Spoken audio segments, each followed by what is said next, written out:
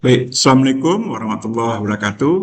Video kembali menyangkut tentang pengertian norma, kemudian peraturan, kemudian materi muatan, dan azas pembentukan, dan prinsip-prinsip peraturan perundang-undangan.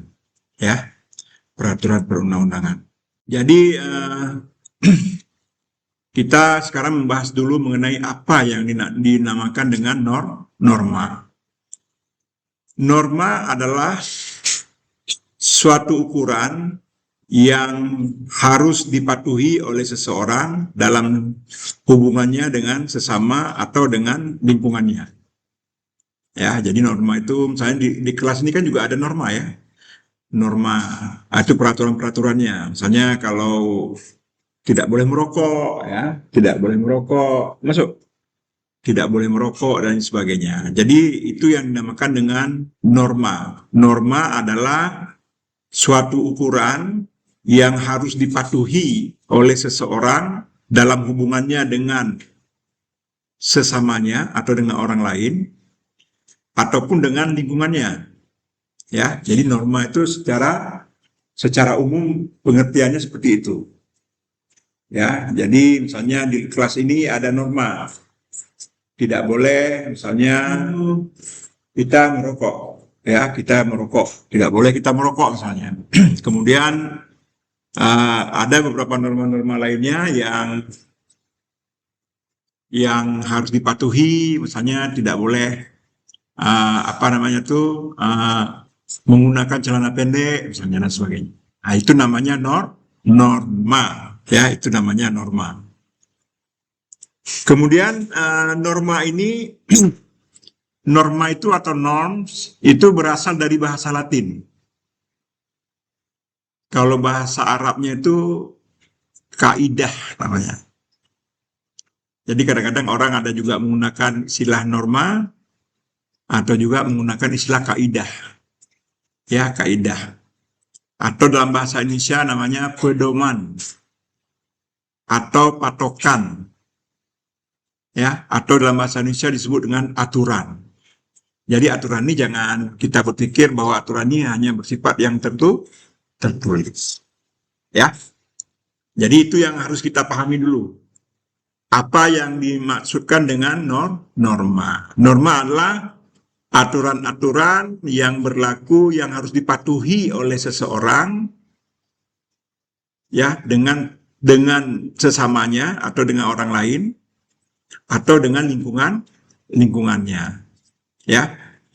Jadi norma itu berasal dari bahasa Latin norms, kemudian juga ada yang menggunakan dari bahasa Arab yaitu kaidah. Atau biasa juga kita menyebutkannya pedoman atau patokan ataupun aturan dalam bahasa Indonesia. Norma mula-mula diartikan sebagai siku-siku atau garis tegak lurus yang menjadikan ukuran atau patokan untuk membentuk suatu sudut atau garis yang dikehendaki. Jadi awalnya itu disebut dengan norma itu adalah sebagai siku-siku, ya garis siku-siku atau garis tegak lurus yang menjadi ukuran atau patokan, ya dipatukan. Ini asal katanya. Dalam perkembangannya, norma juga diartikan sebagai suatu ukuran atau patokan bagi seseorang dalam bertindak atau bertingkah laku dalam masyarakat. Jadi intinya suatu norma adalah segala aturan yang harus dipatuhi. Nah, jadi ini mahasiswa hukum harus memahami itu tentang apa yang dimaksudkan dengan norma. Norma itu bisa berarti kaidah, bisa berarti pedoman, bisa juga berarti patokan. Ya, jadi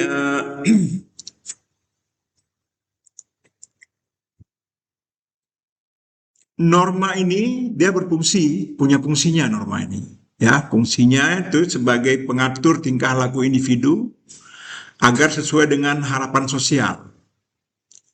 Ya, sebagai menjadi harapan kita semuanya. Menjaga ketertiban dan menciptakan keharmonisan dalam kehidupan bersama. Jadi tadi sudah kita definisikan tentang norma, kemudian juga apa fungsi norma itu. Fungsi norma adalah untuk mengatur tingkah laku individu agar sesuai dengan harapan sosial. Bukan harapan perorangan, tapi harapan semuanya sosial. Satu persepsi kita semuanya. Makanya disebut dengan harapan sosial. Menjaga ketertiban, ya. Kalau misalnya tidak ada norma ini, mungkin kita tidak akan bisa hidup tertib di dalam di dalam masyarakat kita. Ya, kemudian untuk menciptakan keharmonisan dalam kehidupan bersama. Kemudian juga perlu kita pahami tentang beberapa pendapat ahli tentang apa itu norma-norma. Ya, Bapak Suryono Sukanto, ya, Pak Suryono Sukanto mendefinisikan norma itu sebagai perangkat kaidah, ya, perangkat kaidah. Berarti dia menggunakannya dari bahasa Arab. Kaidah itu artinya dasar, ya, dasar yang mengatur kehidupan masyarakat sebagai pedoman atau aturan yang bersifat memaksa agar anggota masyarakat bisa hidup dan tertib, ya, bisa hidup tertib. Kemudian Bierstedt, ya, Bierstedt, Bierstedt, ya, Bierstedt menyatakan bahwa norma merupakan petunjuk atau standar perilaku yang diharapkan dalam masyarakat yang timbul dari nilai-nilai yang diyakini bersama. Ya, kita yakini bersama tentang norma-norma tersebut. Sementara Emil Durkheim, ya, mengatakan norma, ya, dia menambah menjadi istilah norma sosial, ya, karena norma itu sebenarnya nggak ada norma individual, ya, di individual kan tidak ada, dia selalu harus berhubungan dengan orang lain atau dengan lingkungan. Merupakan petunjuk atau standar perilaku. Norma merupakan suatu kepercayaan kolektif, ya, norma merupakan kepercayaan kolektif yang tercermin dalam hukum, adat, dan moralitas yang mengikat perilaku individu dalam masyarakat. Nanti dalam ujian-ujian kami tidak akan menanyakan apa itu norma dari Bapak Suryono Sukanto, nggak ada. Nanti paling kami tanya itu apa yang Anda ketahui tentang norma, ya, apa yang diketahui tentang norma. Kemudian apa yang menjadi fungsi daripada norma. Karena kalau tidak ada norma dalam satu kehidupan masyarakat, maka tidak akan bisa terciptanya ketertiban, ya, ketertiban. Robert MZ, ya, Robert MZ Lawang menyatakan bahwa norma adalah bentuk konkret dari nilai-nilai sosial yang berupa aturan atau petunjuk hidup yang berisi perintah atau larangan untuk bertingkah laku sesuai dengan nilai-nilai yang berlaku. Ya, jadi sesuai dengan nilai. Jadi pada intinya adik-adik mungkin tidak akan kita tanyakan mengenai pendapat ini tentang norma bagaimana dan sebagainya, tapi sudah diketahui sekarang apa yang dimaksudkan dengan norma. Apa itu norma? Norma adalah seperangkat pedoman atau tingkah laku yang diyakini bersama, ya, yang harus dipatuhi oleh anggota dengan hubungannya dengan manusia lainnya ataupun dengan lingkungan, yang itu merupakan untuk adanya ketertiban dalam masyarakat. Ya. Norma ada beberapa macam norma. Ya, ada norma dalam kehidupan kita sehari-hari ini, ada paling tidak ada 4 macam norma. Yang pertama, norma agama. Ya, norma agama. Misalnya tidak mencuri, ya, norma agama. Berdoa sebelum makan, ya, berpuasa di bulan Ramadan, ya, itu norma agama bagi yang muslim. Contoh sanksinya dosa, dikucilkan dari komunitas agama, dan sebagainya. Jadi norma yang pertama itu, norma yang paling tua adalah sebenarnya norma susila atau norma sosial. Kemudian yang kedua, norma hukum. Nah, ini norma hukum. Norma hukum ini dilarang membunuh, dilarang mencuri, kemudian ada sanksi penjara dan lain sebagainya. Ya, jadi norma hukum ini seperti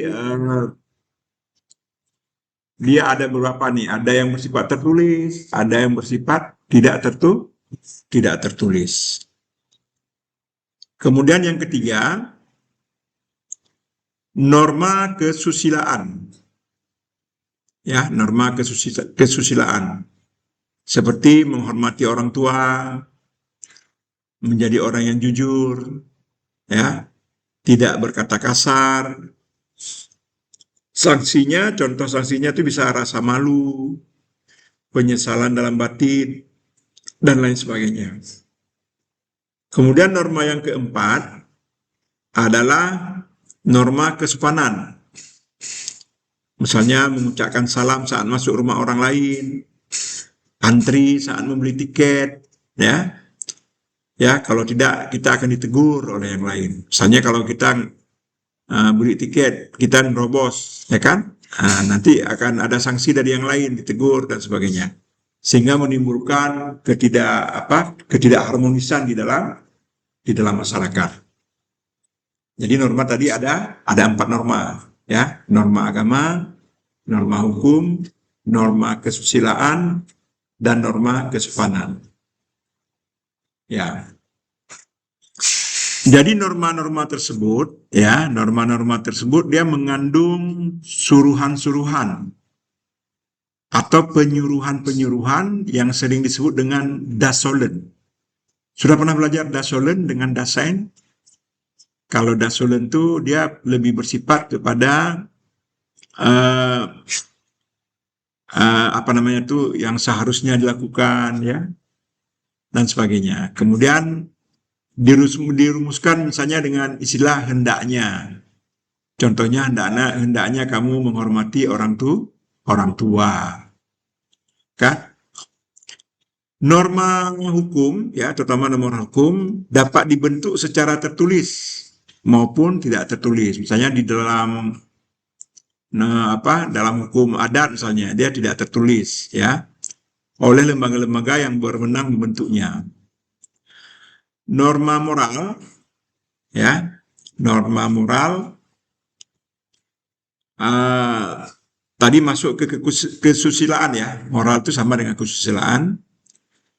Norma adat, norma agama, dan norma-norma lainnya terjadi secara tidak tertulis tetapi tumbuh dan berkembang dari kebiasaan-kebiasaan yang ada dalam masyarakat. Kebiasaan-kebiasaan yang terjadi mengenai sesuatu yang baik dan buruk yang berulang kali terjadi secara terus-menerus akan selalu sesuai dengan rasa keadilan dalam masyarakat tersebut. Ya, berbeda dengan norma hukum, berbeda dengan norma-norma hukum negara yang kadang-kadang tidak selalu sesuai dengan rasa keadilan dan pendapat masyarakat. Nanti kita akan belajar tentang apa yang dinamakan dengan kodifikasi, apa yang dinamakan dengan modifikasi.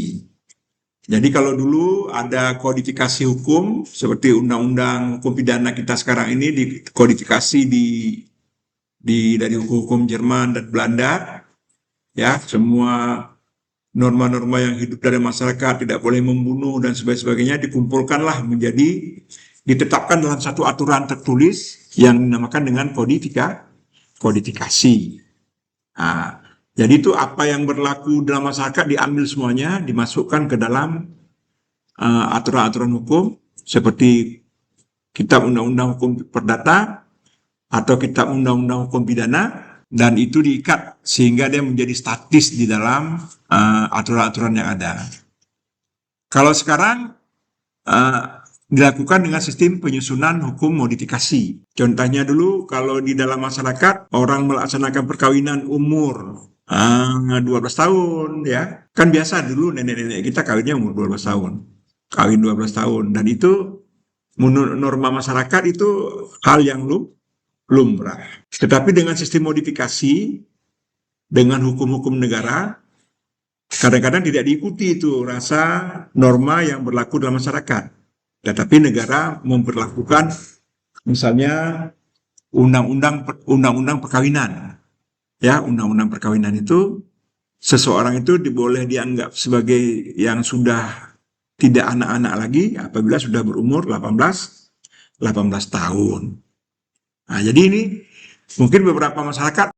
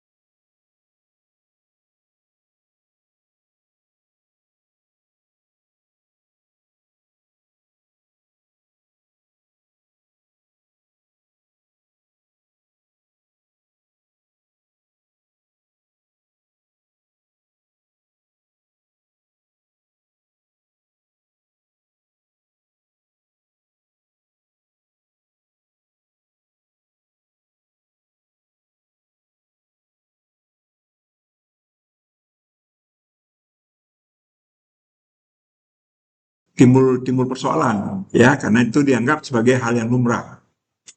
Makanya itu banyak ada perkawinan dini ya dan sebagainya. Tapi karena negara memberlakukan sistem hukum modifikasi, makanya hukum itu digunakan sebagai a tool of social engineering. Ya, hukum itu digunakan untuk merekayasa masyarakat. Sehingga anak-anak perempuan, anak-anak laki, ya, begitu akil balik tidak lagi dia berkeluarga, tetapi dia disuruh bersekolah dulu, ya, bersekolah kemudian sampai ke perguruan tinggi, setelah itu baru terjadi menjadi bisa menikah dan sebagainya. Ya, jadi norma itu dalam kehidupan kita ini banyak sekali norma yang berlaku. Ya, Anderson itu membagi norma itu menjadi dua, statika dan dinamika sistem norma. Dalam bukunya yang berjudul General Theory of Law and State. Norma yang statis atau biasa juga disebut dengan nomostatik adalah sistem norma yang melihat pada isi norma. Suatu norma umum dapat ditarik menjadi norma-norma yang khusus, dan norma-norma yang khusus itu dapat ditarik dari suatu norma yang umum. Ya, contohnya dari suatu norma umum yang menyatakan hendaknya engkau menghormati orang tua. Dapat ditarik, dirinci menjadi norma-norma khusus seperti kewajiban membantu orang tua kalau ia dalam kesusahan, atau kewajiban merawatnya kalau orang tua sedang sakit, atau dan sebagainya. Dari sudut norma umum yang menyatakan hendaknya engkau menjalankan perintah agama, dapat ditarik, dirinci menjadi norma-norma khusus. Ya, seperti kewajiban menjalankan sholat 5 waktu, menjalankan puasa pada waktunya, membayar zakat, fitrah, dan lain sebagainya. Kemudian norma yang dinamik, ya, nomodynamics, ya, adalah sistem norma yang melihat pada berlakunya suatu norma atau dari cara pembentukannya atau penghapusannya. Kalau statik tadi kan dilihat dari isinya. Sementara yang dinamik itu cara pembentukannya. Jadi norma itu dibentuk dan dihapus, ya. Dan norma-norma itu, ya, menurut Hans Kelsen, kemarin kita juga sudah belajar tentang teori hierarkis.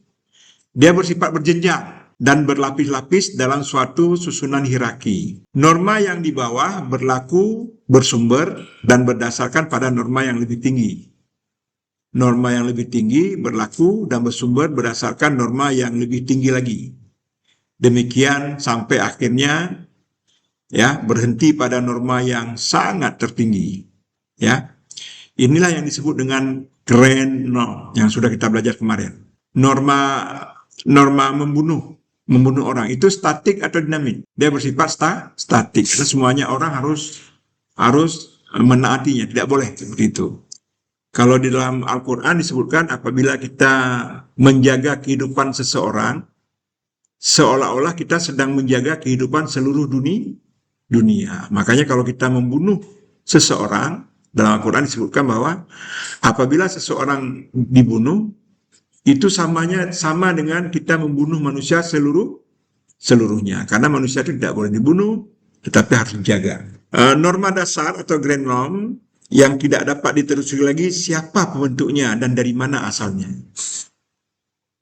Melarang membunuh itu kalau kita orang Islam, kita anggap itu berasal dari Allah, ya. Dari kejadian Habil dan Kabil. Tapi bagi orang ateis itu nggak tahu siapa yang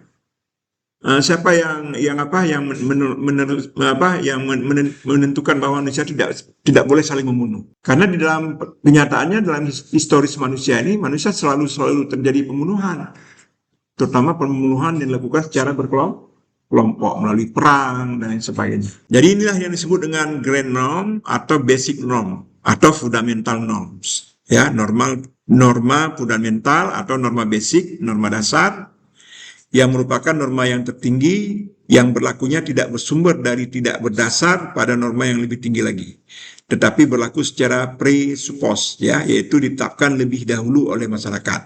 Jadi masyarakat semuanya bersepakat. Nah, sekarang kita fokus kepada norma hukum. Ya, tadi kita sudah belajar tentang norma secara umum, pedoman, ya, yang harus ditaati, dipatuhi oleh semua orang dalam hubungannya dengan sesamanya dan juga dengan hubungannya dengan lingkungannya. Dan dia memiliki sanksi. Sanksinya itu bermacam-macam. Ada sanksi teguran dan sebagainya. Norma terbagi dari norma agama, norma kesopanan, norma kesusilaan atau norma moral, dan juga norma-norma yang lainnya. Ya, jadi salah satunya adalah norma hukum. Apa yang dimaksud dengan norma hukum? Norma hukum adalah aturan.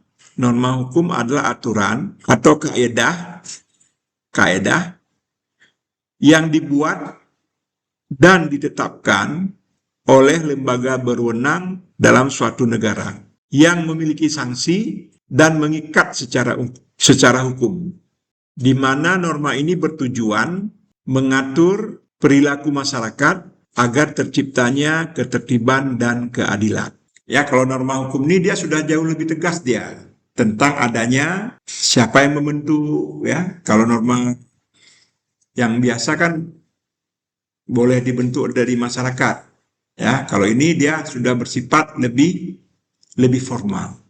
Jadi saya ulangi sekali lagi, norma hukum adalah aturan atau kaedah yang dibuat dan ditetapkan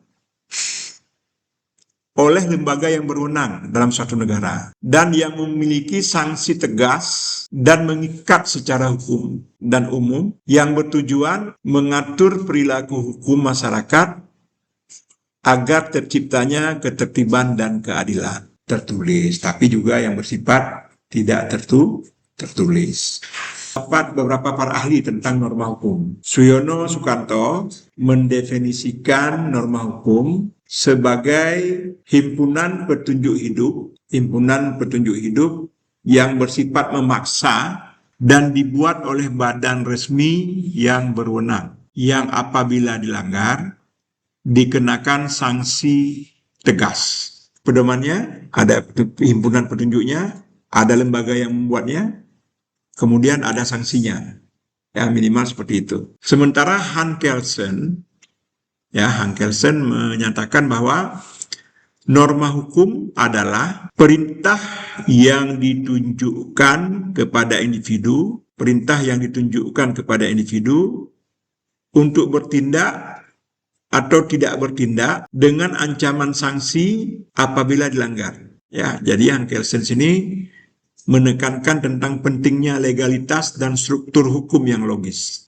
Sementara Immanuel Kant, ya, mendefinisikan norma hukum ini adalah sebagai aturan eksternal, ya, dari luar diri manusia yang mengatur tindakan manusia agar selaras dengan kebebasan individu lainnya. Kalau kita merokok, ya, merokok kan bebas kan? Tapi akan mengganggu orang lain.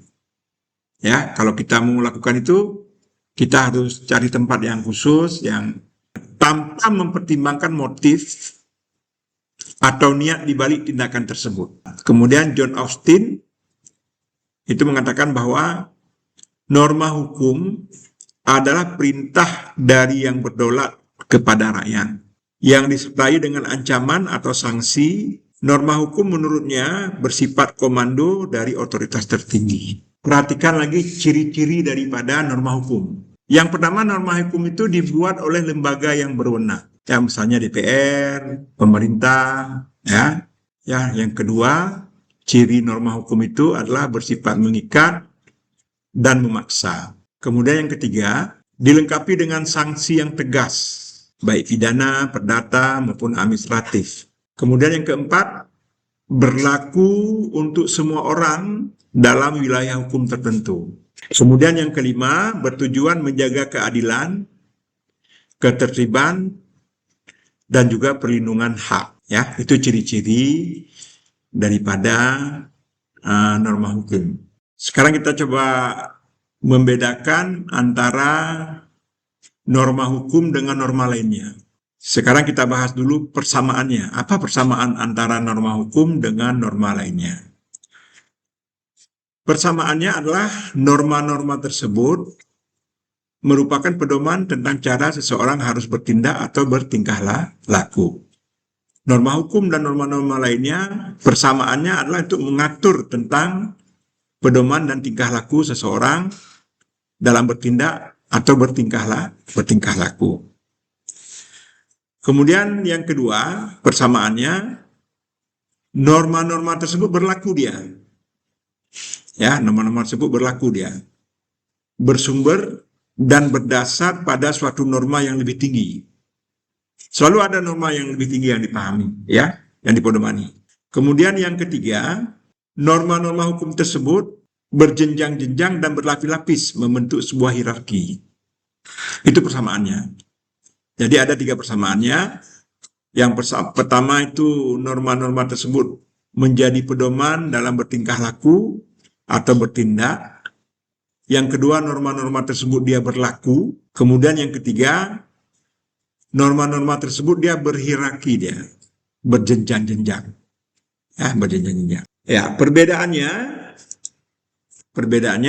norma hukum itu bersifat heteronom. Norma hukum itu datangnya dari luar diri seseorang. Contohnya dalam hal pembayaran pajak, maka kewajiban datangnya bukan dari diri seseorang, tetapi paksaan dari yang datang dari negara. Sehingga seseorang harus mematuhi kewajiban tersebut, senang ataupun tidak senang. Kemudian norma-norma lainnya, seperti norma-norma agama dan sebagainya, norma itu datang dari diri seseorang. Contohnya apabila seseorang akan menghormati orang tua atau seseorang akan berdoa, maka hal itu dilakukan karena kehendak dan keyakinan masing-masing. Jadi norma hukum dia lebih bersifat heteronom, yaitu yang berasal dari luar dirinya. Sementara yang norma-norma lainnya bersifat otonom. Ya kita pakai jilbab karena dipaksa nggak? Ya karena keinginan sendiri. Jadi kalau mau buka juga boleh kan sebenarnya. Ya. Suatu norma hukum itu dilekatkan dengan sanksi pidana maupun sanksi pemaksa secara fisik. Sedangkan norma lainnya tidak dapat dilekatkan oleh sanksi pidana maupun sanksi pemaksa. Sekarang kita belajar tentang peraturan. Nah, peraturan. Ya, kalau sudah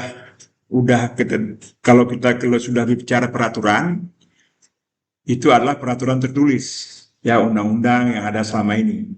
Peraturan adalah ketentuan tertulis yang dibuat oleh pihak yang berwenang yang berfungsi sebagai pedoman, arahan, atau kewajiban yang harus dipatuhi oleh individu atau kelompok dalam suatu sistem, baik di lingkungan negara, organisasi, maupun masyarakat. Jadi kalau peraturan ini, dia bisa berlaku di organisasi ada. ADRT itu masuk kemana dia? Kalau Profesor Dr. Maria Farida Indrati mengatakan peraturan adalah norma hukum yang tertulis. Nah, peraturan itu pecahan daripada norma hukum yang ada.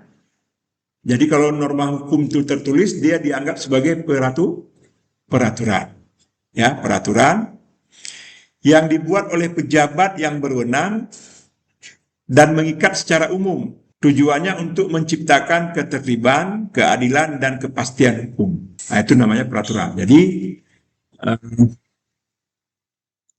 peraturan ini, sementara Profesor Suryono Sukanto mengatakan peraturan adalah bagian dari sistem norma sosial yang bersifat mengikat dan harus dipatuhi dalam konteks hukum, dan peraturan adalah norma yang disahkan oleh penguasa yang sah dan berlaku umum. Sementara Pak Sacipto Raharjo mengatakan bahwa peraturan tidak hanya sekedar kumpulan pasal, tetapi merupakan manifestasi dari nilai-nilai dan kehendak masyarakat yang diinstitusikan melalui lembaga negara. Ciri-ciri peraturan yang pertama adalah tertulis dan disusun secara sistematis. Yang kedua, dibuat oleh pihak yang berwenang. Misalnya pemerintah, lembaga negara, ataupun organisasi. Kemudian bersifat mengikat, wajib dipatuhi oleh subjek hukum yang dituju. Kemudian juga berisi sanksi yang keempat, konsekuensi bagi pelanggar. Kemudian bertujuan untuk menciptakan ketertiban, keadilan, dan kepastian. Jadi kalau ditanya nanti apa beda antara norma hukum dengan peraturan? Apa sebenarnya yang sangat membedakannya? Adalah masalah kalau norma hukum belum tentu dia tertulis. Dia bisa saja tertulis dan tidak tertulis yang diterbitkan oleh lembaga yang berwenang. Ya, berwenang. Tapi kalau peraturan, kalau kita sudah contoh peraturan seperti peraturan perundang-undangan. Misalnya Undang-Undang Dasar 45, undang-undang, peraturan pemerintah, ya, kemudian perda dan lain sebagainya. Kemudian kalau ada juga peraturan organisasi seperti sekolah, kantor, ya, kita membahas mengenai materi undang-undang atau materi muatan undang-undang. Teori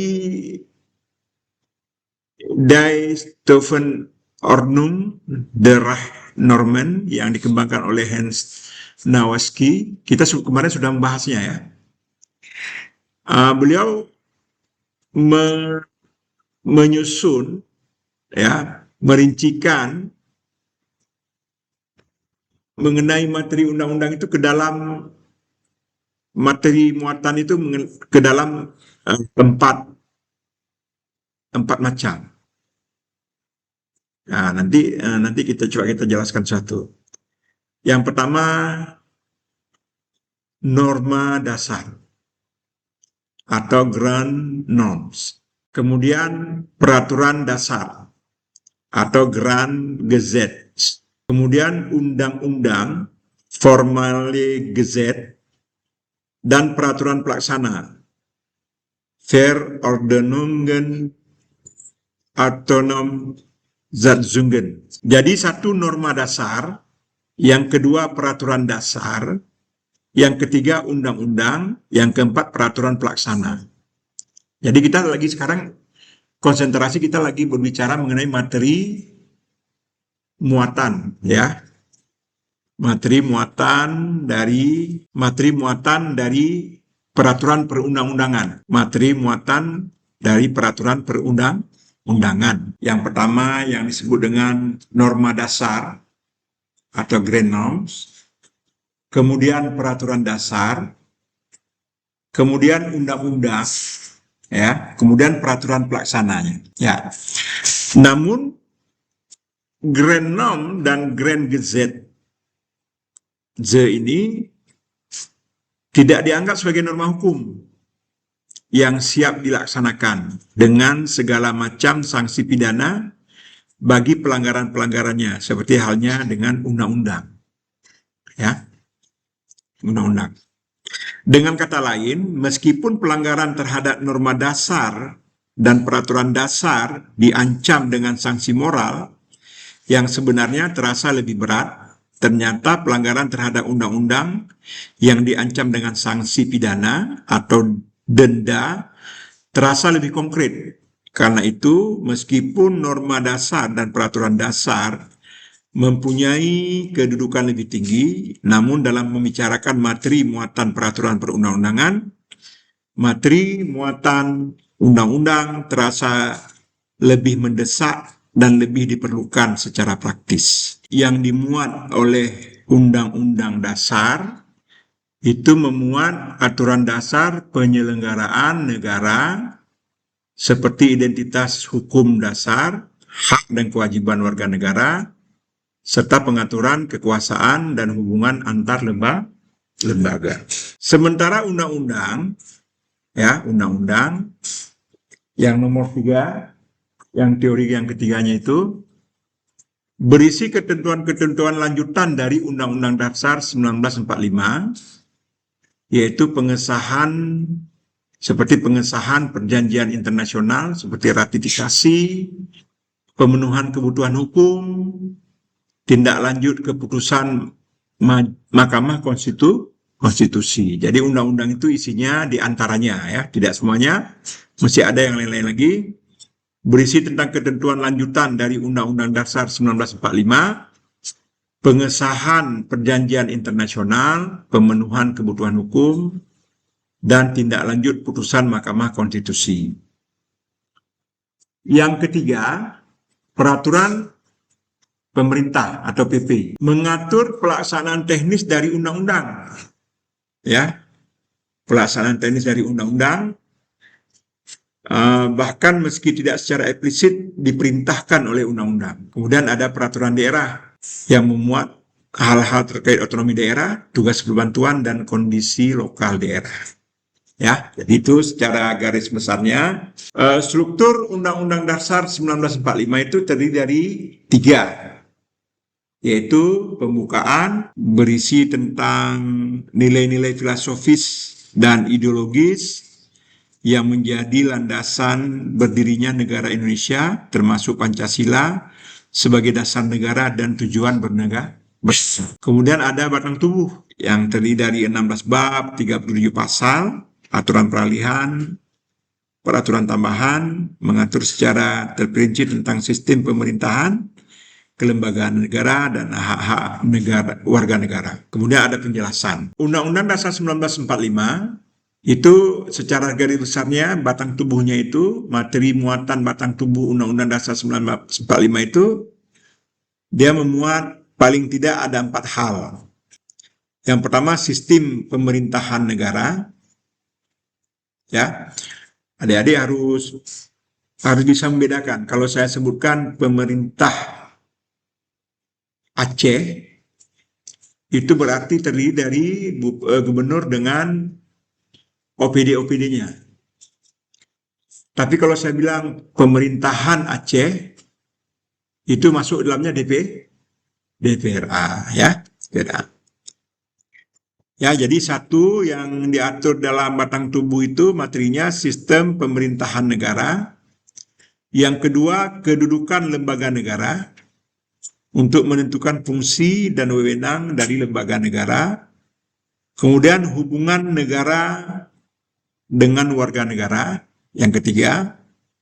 Kemudian yang keempat ada ketentuan tentang pelengkap berisi aturan tambahan untuk mendukung sistem ketatanegaraan.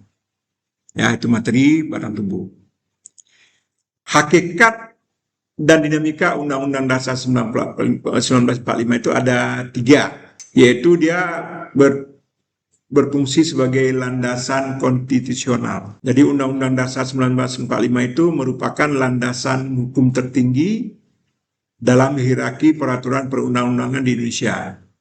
Semua peraturan yang dibentuk itu harus merujuk dan tidak boleh bertentangan dengan Undang-Undang Dasar 1945. Kemudian adaptif terhadap perubahan. Meskipun bersifat mendasar, Undang-Undang Dasar 45 itu dirancang untuk dapat menyesuaikan diri dengan dinamika perkembangan masyarakat melalui mekanisme amandemen yang diatur secara ketat. Jadi Undang-Undang Dasar 45 kita ini sudah berapa kali di amandemen, ditambah. Ya. Undang-Undang Dasar 45 ini juga dia berfungsi sebagai penyelesai konflik.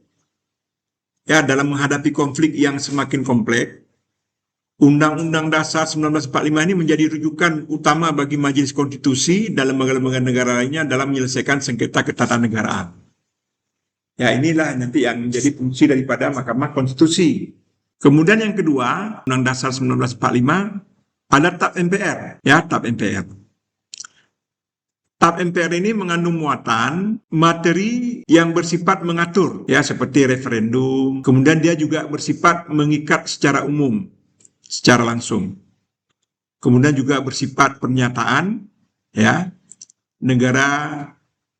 Kemudian penetapan-penetapan lainnya. TAP MPR ini sudah berhenti diproduksi sejak dilakukan amandemen terhadap undang-undang. Jadi sekarang tidak ada lagi yang namanya produksi TAP MPR. Ya. Jadi MPR tidak boleh lagi membuat ketetapan-ketetapan, ya. Pembentukan ketetapan MPR ini hanya dilakukan oleh MPR periode 1999 sampai dengan 2004. Karena setelah Undang-Undang Dasar 1945 diamandemen, MPR tidak dapat lagi mengeluarkan ketetapan-ketetapan yang bersifat mengatur. Bukan mereka tidak boleh menerbitkan TAP MPR, tapi yang bersifat regulating, yang bersifat mengatur tidak boleh lagi diterbitkan. Jadi MPR tidak boleh lagi dia membuat ketetapan-ketetapan yang bersifat mengatur dalam bentuk peraturan perundang-undangan, kecuali pengaturan yang bersifat internal. Seperti tentang tata tertib, MPR masih dapat mengeluarkan ketetapan tersebut, tapi tidak boleh berbentuk peraturan perundang-undangan, melainkan berbentuk penetapan atau basiking atau mengatur yang bersifat internal. Ya, TAP MPR. Nah, ini yang ketiga. materi muatan undang-undang. Nah, ini yang perlu kita bahas. Istilah materi perundang-undang ini diperkenalkan oleh Profesor Dr. A. Hamid Atamimi, SHMH dalam majalah Hukum Pembangunan, ya. Ya, jadi Jadi nanti kan mengenai muatan materi perundang-undangan secara lebih detail nanti akan kita bahas pada minggu berikutnya. Tetapi hari ini saya juga ingin menyampaikan tentang beberapa azas, ya. Sekarang kita belajar tentang azas pembentukan peraturan perundang-undangan di Indonesia. Azas merupakan landasan penting dalam menentukan sikap, ya, dan perilaku dalam konteks legislasi. Jadi azas-azas ini menjadi fondasi dalam pembentukan peraturan perundangan. Jadi azas ini dibagi dua dia. Ya, ada azas yang bersifat formil. Nanti akan saya jelaskan apa-apa saja. Kemudian ada azas yang bersifat material. Ya, sebenarnya azas ini apa perannya dalam proses pembentukan peraturan perundang-undangan atau peran azas dalam proses legislasi? Yang pertama, azas ini diperlukan, ya, dalam pembentukan peraturan perundang-undangan. Yang pertama adalah untuk menjaga keadilan di dalam peraturan perundang-undangan yang ada. Makanya azas-azas ini sangat dibutuhkan. Nanti kita akan bahas azas ini satu persatu, ya.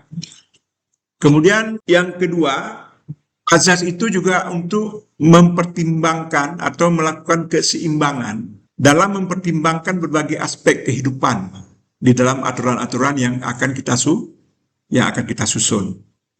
Kemudian juga azas ini untuk memberikan kepastian hukum atau memberikan jaminan perlindungan hukum bagi peraturan-peraturan yang akan kita susun. Jadi azas-azas pembentukan peraturan perundang-undangan itu dia menjadi kompas bagi pembuat kebijakan. Tanpa azas yang kuat, peraturan tidak akan dapat berfungsi dengan baik. Jadi azas ini ada 3 fungsinya dalam pembentukan atau proses legislasi, yaitu untuk menciptakan keadilan, yang kedua untuk menciptakan keseimbangan, yang ketiga untuk menciptakan kepastian hukum. Karena menyangkut tentang kemanfaatan hukum, belum tentu kadang-kadang sebuah aturan itu memberikan manfaat kepada masyarakat. Makanya ada proses untuk melakukan review perundang-undangan. Azas ini ada beberapa macam ya. Kalau dalam pembentukan perundang-undangan itu, yang pertama adalah secara formil itu ada namanya azas kejelasan tujuan. Setiap peraturan perundang-undangan harus memiliki tujuan yang jelas. Tujuan tersebut harus dapat dipahami oleh masyarakat. Ya, jadi jenis-jenis azas perundang-undangan itu ada 3 secara garis besar, yaitu azas kejelasan tujuan, yang kedua azas kelembagaan, di mana setiap jenis peraturan harus dibuat oleh lembaga yang berwenang yang telah diatur oleh konstitusi. Kemudian yang ketiga, azas kesesuaian. Peraturan itu harus sesuai dengan jenis dan hierarki, tidak boleh bertentangan dengan peraturan-peraturan yang lebih tinggi. Tujuan dari azas ini adalah untuk membentuk suatu peraturan perundang-undangan yang baik. Azas-azas formil tersebut, nah ini kan saya sebutkan tadi, azas itu ada 2 ya. Azas formil, yang pertama adalah azas tujuan yang jelas. Jadi setiap undang-undang itu harus dibentuk dengan tujuan yang jelas. Yang kedua, azas organisasi atau organ atau lembaga yang tepat. Kalau ada lembaga-lembaga yang tidak resmi membentuk hukum tidak berlaku. Kemudian azas perlunya pengaturan. Kemudian azas dapat dilaksanakan. Yang keempat, yang kelima azas konsensus. Kemudian azas material itu terdiri dari 5. Azas tentang terminologi atau sistematika yang benar. Azas tentang dapat dikenali. Yang kedua, azas tentang dapat dikenali. Yang ketiga, azas pemberlakuan yang sama dalam hukum atau biasa kita sebut dengan equality before the law. Kemudian azas kepastian hukum. Yang kelima, azas pelaksanaan hukum sesuai dengan keadaan individu. Ya, ini saya ulang lagi. Sementara Ibu Profesor Maria Farida itu mengatakan bahwa Azas formal itu ada tiga menurut beliau. Formal itu yang memang setiap undang-undang itu harus mengikutinya, ya. Undang-undangnya, pembentukan undang-undangnya. Undang-undang itu dibentuk harus jelas dia tujuannya, kemudian perlu pengaturan, kemudian azas organisasi atau lembaga yang tepat yang menerbitkannya. Azas sesuai dengan cita hukum Indonesia dan norma fundamental negara, azas sesuai dengan hukum negara, dan azas sesuai dengan prinsip hukum. Ya, demikian mata kuliah kita pada kesempatan ini, ya. Mata kuliah tentang ilmu perundang-undangan. Kita akan menyambung kembali pada part berikutnya. Terima kasih. Assalamualaikum warahmatullahi wabarakatuh.